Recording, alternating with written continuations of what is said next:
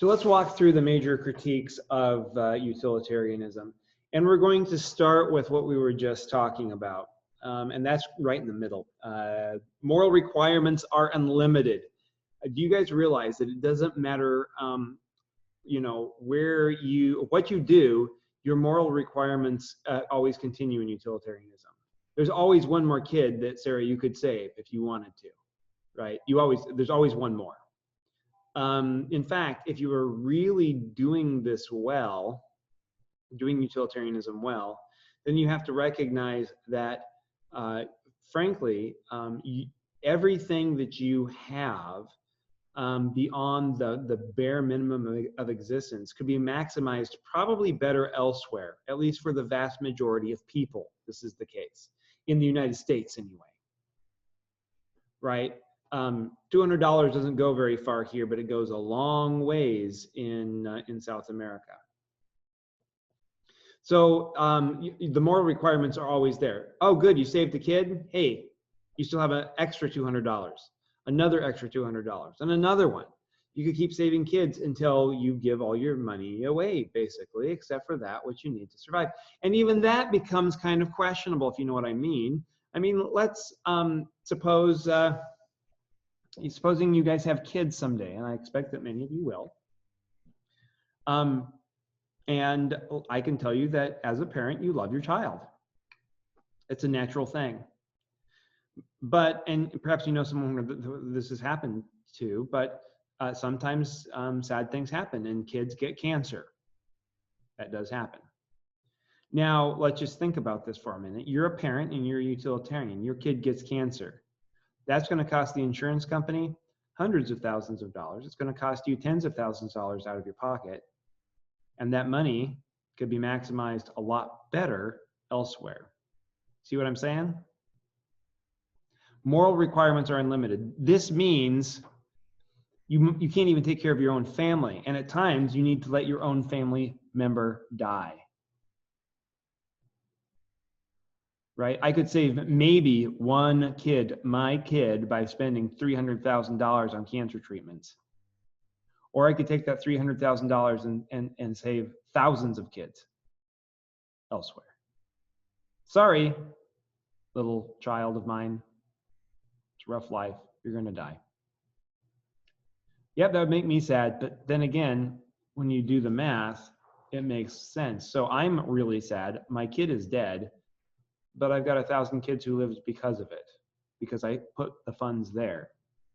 So once again, it gives no room, utilitarianism gives no room for you to take care of yourself or your family.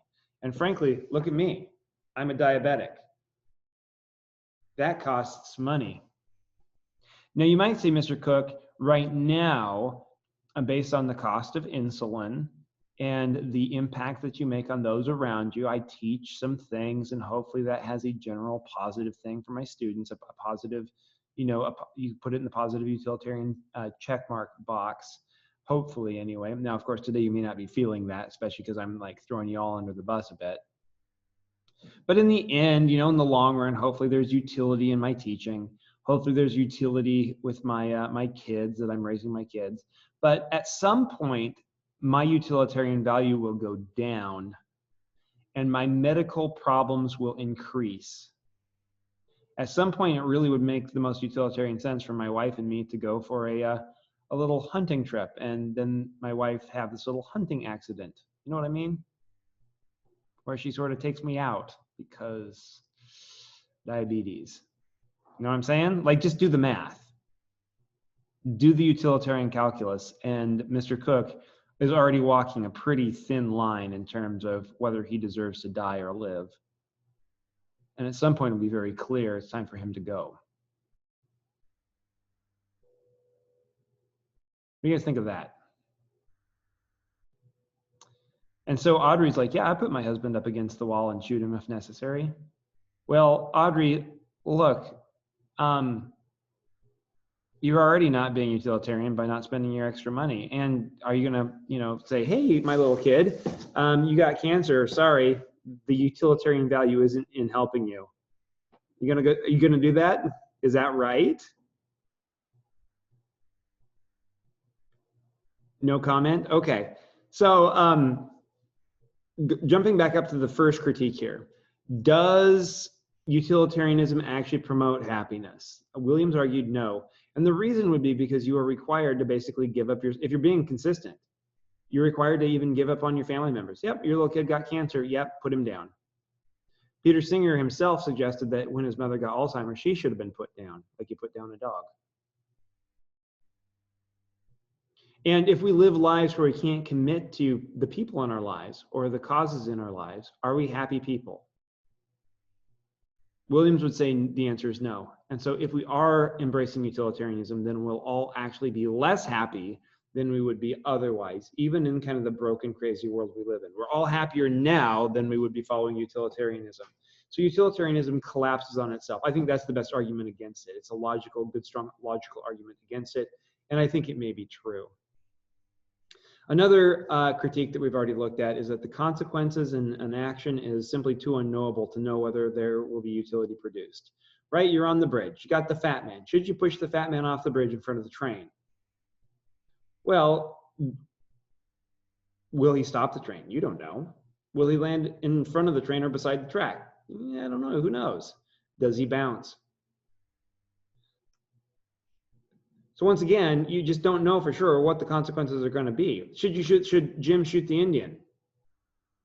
Well, Pedro could be lying to Jim. You don't know. And Pedro may not be truthful. He might be like, haha, you shot a guy. Good for you. No, I'll shoot the rest anyway. That's very possible. Once again, the critique is, even if utilitarianism is correct, you don't know what the consequences are going to be in an action. The next point is maybe a point from a Christian perspective, or really any sort of perspective that disagrees that the chief end of man is potentially not pleasure. What is the chief end of man?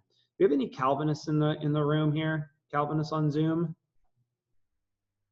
Any Calvinists that did the Calvinist catechism? And now, of course, feel free to disagree with us, even as a Christian. But, and many of you may agree with this, what is the chief end of man, according to most Calvinist catechisms? It's the first catechesical question in, I believe it's the Westminster Catechism. What's the chief end of man? You guys don't know this? Okay, to glorify God and enjoy him forever. If that is the chief end of man, then pleasure is not the chief end of man. And so if there is a different goal of humanity than pleasure, then utilitarianism is off on the wrong foot to begin with.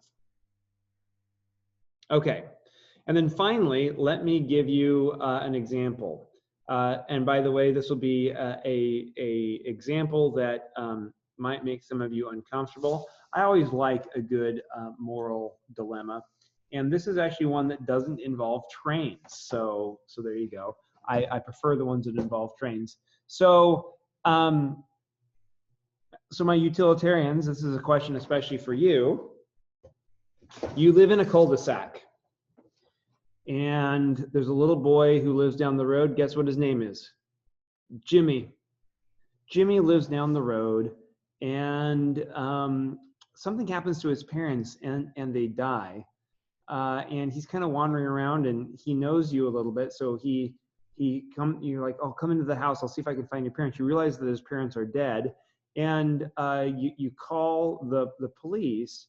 But rather than getting anyone on the phone, there's a knock at the door. You open the door, and there's this kind of a awkward being that is really, unfortunately, large.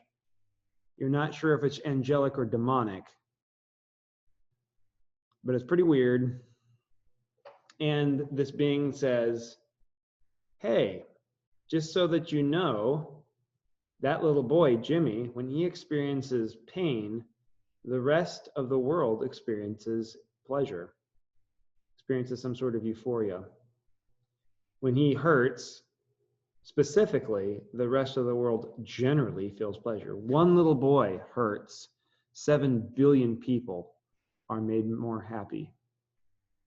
Extreme pain for the little boy, a generally mild and a joyful euphoria over the rest of the world. And then the being says, I suggest that you take this boy down to the basement. Good thing you have one. No one knows about him. Imagine the good you could do by torturing this child. Not killing him, torturing him, keeping him alive for perhaps 80 years. Wars and rumors of wars will die down because this little boy experiences a little bit of pain. And just so that you know this is the case, this being stomps on the kid's foot and breaks it and then kicks it a couple times. So the kid is screaming and in a lot of pain. And you feel a lot happier. Flip on the news and strangely, the war that was about to happen didn't happen. Everyone's calmed down a bit. Call your mom and dad who are on the verge of divorce and they're doing better. Huh. Imagine the positives for 80 years that this one person experiencing extreme pain could give to the world. So you take little Jimmy down to the basement and you start questioning, should I torture him? You break a finger and twist it around. He's screaming in pain. But everything's better. That might cause him pain for a good 3 or 4 weeks. Bamboo shoots up the fingernails and toenails, I also hear works pretty well as well. The little 6-year-old boy doesn't enjoy it. He says, why are you doing this to me? You might feel a little bit bad, but I've got even better news for you. There's another guy across the road. You've always thought he's a little bit of a creep. Turns out he's a masochist. And he's like, hey, I lived in your basement. I see you've got a kid down there. You're torturing him. Can I join? I'm like, yeah, in fact, you take over for me. And so should you torture this child, little Jimmy? Torture him on and off for 80 years for the good of 7 billion people. If you're a utilitarian and you see that this sick miracle has happened, the right thing to do is to what?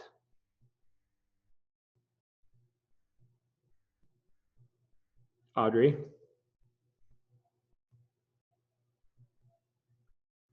Torture the kid. Yep. And yet, how many of you would admit that there's something wrong with torturing small children? No matter what, like torturing kids is just wrong. Okay.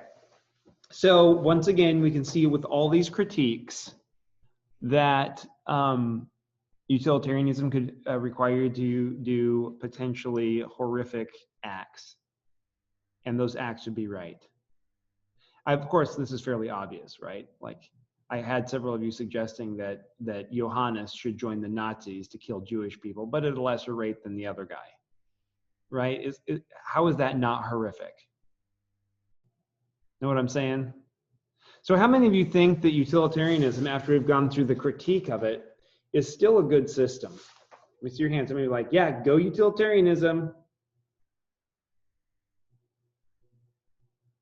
How many of you think that these critiques really have shown that utilitarianism is not a viable moral system?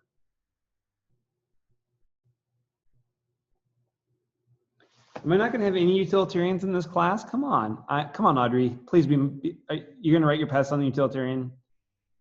I can't hear you. I feel like there's like some things that I agree with. So like most of them. But when you said, I don't know, I feel like I personally would not torture the child, but if a child was getting tortured for the greater good of like everyone else, I would not be against it as long as it wasn't me, which is like horrible. So you would say that it would be right for you to torture the kid, but you probably couldn't do it.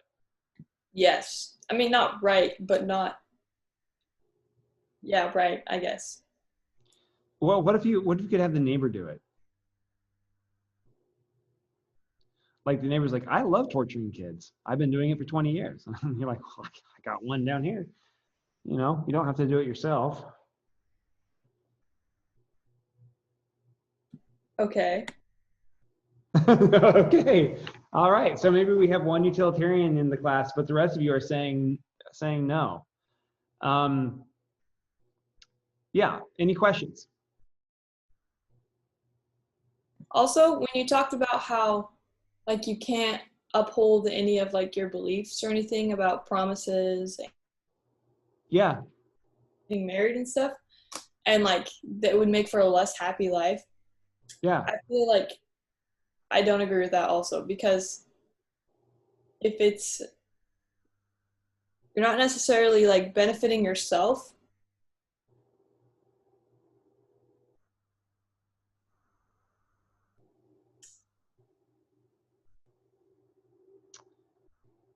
I think your computer may be freezing up a bit. Yeah, so the idea is that, you know, so if you, the idea on that argument is if you take the utilitarian argument seriously, then we have to ask what generally makes people happy. So in the case of an individual, that might be the case, right? Like you're just fine not really having any of those deep commitments. But the question is utilitarianism really the greatest? Is it really the greatest good for the greatest number?